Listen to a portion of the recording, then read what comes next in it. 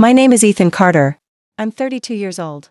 And 6 months ago, my own mother stood up at my younger sister's wedding and told 300 guests that I was the family's greatest disappointment. Everyone laughed. I didn't. The wedding was being held at a luxury vineyard outside Napa Valley. Crystal chandeliers hung from white tents. Expensive wine flowed like water. My sister, Madison, looked like she had stepped out of a magazine. And me? I was seated at table 18. Right beside the kitchen doors. The forgotten son. The backup plan. The embarrassment. My mother lifted her champagne glass and smiled at the crowd. Madison always made us proud, she said. Unlike Ethan, who spent years jumping from job to job with no direction. More laughter. My father smirked. My sister avoided eye contact.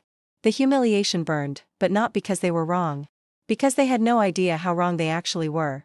You see, while they were busy mocking me in front of everyone they knew, the billionaire CEO sitting at the head table had already signed papers making me the new majority owner of his company. A company worth over $400 million. And not a single member of my family knew. Not yet. To understand how we got there, we need to go back 12 years. Back to when I learned exactly what my family thought I was worth. I grew up in Sacramento, California. My father, Richard Carter, owned a successful accounting firm. My mother, Linda, was obsessed with appearances. Everything in our house revolved around status. Grades. Money. Recognition. And then there was Madison. The golden child. Straight A student. Homecoming queen. Scholarship winner. Every achievement she earned became family history. Meanwhile, I was the quiet kid who preferred fixing computers and building websites in my bedroom. Whenever relatives visited, my father would proudly show them Madison's trophies. Then he'd point toward me and say, "And Ethan? Well, we're still waiting to see what he becomes." Everyone laughed. Even when I was 16. Even when I was sitting right there. The worst part? After enough years, you start believing them. You start believing you're the disappointment they say you are. And that's exactly what I believed the day my father made a decision that changed my life forever. A decision that would eventually cost him everything. I just didn't know it yet. The day everything changed, I was 20 years old. I had just completed my second year at college and was studying software engineering. For the first time in my life, I felt like I was good at something. Then my father called. "Come home. We need to talk." The moment I walked into the living room, I knew something was wrong. My parents sat together on the couch. Madison was there too. Nobody smiled. My father folded his hands. "We've decided to stop paying your tuition." I thought I'd misheard him. "What? We can only afford to support one future right now," my mother said. "And Madison has been accepted into law school." I stared at them. There was money. Plenty of it. My father's firm had just posted its most profitable year ever.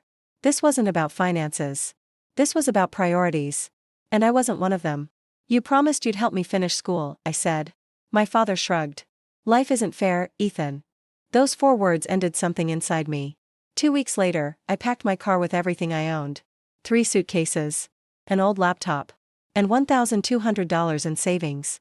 No goodbye party. No emotional farewell. My parents barely looked up from dinner when I left. I moved into a tiny apartment in San Jose. The place was barely bigger than a garage. The bathroom door wouldn't close properly. The air conditioner worked only when it felt like it. But for the first time in my life, every decision belonged to me. During the day, I worked tech support. At night, I taught myself coding. Weekends became 18-hour work sessions. While my friends went out drinking, I sat in front of glowing computer screens building websites, apps, and software tools. Month after month. Year after year. Slowly, opportunities started appearing. Small freelance projects became larger contracts. Larger contracts became clients. Clients became connections. And one connection would eventually lead me to a man whose name appeared regularly on Forbes lists. A man who would change my life forever. But before that happened, my family found a new way to remind me exactly where they believed I belonged. 3 years passed. While my family assumed I was struggling, my life was quietly changing. The freelance projects that once paid a few $100 were now bringing in thousands.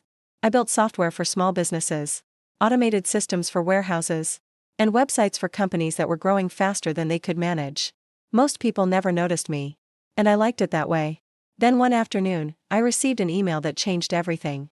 A venture capital firm in Silicon Valley wanted to test a logistics platform I had built. I thought it was a scam. It wasn't. The pilot project succeeded beyond expectations.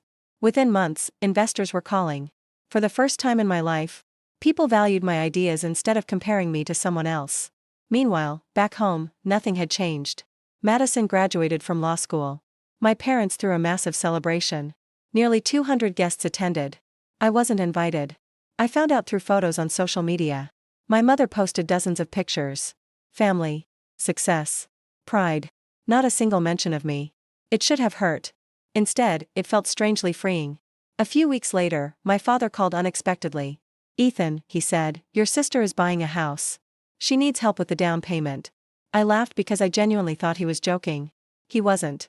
The parents who had stopped funding my education were asking me to contribute to Madison's dream home. When I politely declined, my father became furious. Family helps family. I almost reminded him how that philosophy disappeared when I needed tuition money. But I stayed quiet. Arguing never changed anything. The following year, my software company landed its biggest contract yet. Revenue exploded. Investors came on board. And that's when I met Daniel Prescott. At the time, Daniel was one of the most respected CEOs in California. A self-made entrepreneur worth hundreds of millions. Unlike most powerful people, he listened more than he talked. After one meeting, he pulled me aside. "You remind me of myself at your age," he said. I smiled politely. Then he said something I never forgot. "The people who underestimate you today often become the people shocked by your success tomorrow." At the time, I thought it was just advice. I had no idea those words were about to become reality. Because a few months later, Madison announced her wedding. And my family suddenly remembered I existed. The wedding invitation arrived on a Monday morning. Heavy ivory cardstock. Gold lettering. Elegant. Expensive. Unexpected. For a moment, I considered throwing it away. Then curiosity won. After all, it had been years since my family had shown any interest in me. Why now? The answer came 3 days later. My cousin Rachel called. "Ethan, I thought you should know something." Her voice sounded nervous. "What is it?" She hesitated. "Your parents have been telling people you're finally doing well financially." I laughed. "That's new."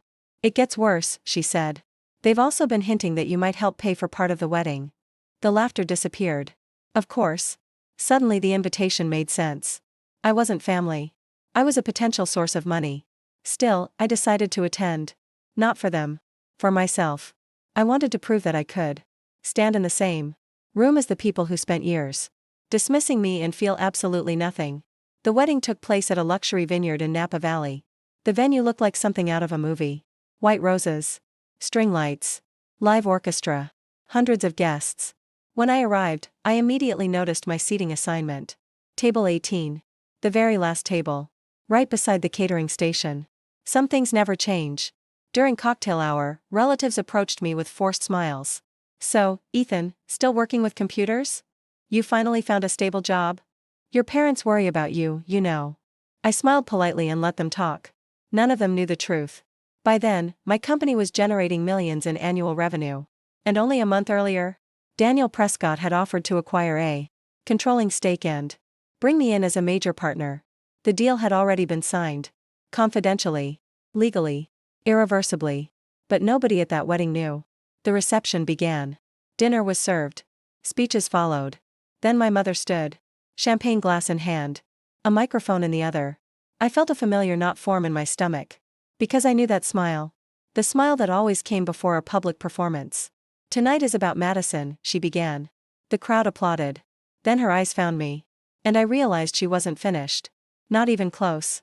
What happened next would leave 300 guests completely silent. And change my relationship with my family forever. My mother smiled into the microphone. "Madison has always made us proud," she said. "She worked hard, stayed focused, and became everything we hoped for." Applause filled the room. Then she looked directly at me. "Not every child follows the same path. Some spend years searching for direction." Laughter spread across several tables. My father smirked. A few guests glanced at me with sympathy. Then my mother delivered the final blow. Thankfully, at least one of our children turned out successful. The room erupted again. I sat quietly for a moment. Then I stood. The laughter slowly faded. 300 eyes followed me as I picked up my glass. My mother looked confident. She thought she had won. "Congratulations, Madison," I said calmly. "I genuinely wish you a happy life." Then I turned toward my parents. "And thank you both." Confused faces appeared around the room. "For teaching me the most valuable lesson of my life." Now the room was completely silent. When you stopped believing in me, I learned to believe in myself. My father shifted uncomfortably. I continued. 12 years ago, you told me I wasn't worth investing in. Last month, a company worth over $400 million invested in me. Gasps echoed across the reception hall. My mother's smile vanished. What are you talking about? My father asked. At that exact moment, a familiar voice answered. I think he's talking about me. Every head turned. Standing near the entrance was Daniel Prescott, the billionaire CEO himself. Several guests immediately recognized him. Daniel walked forward and shook my hand. Then he faced the crowd. Ethan is one of the smartest entrepreneurs I've ever met. That's why I made him a majority partner in our newest expansion.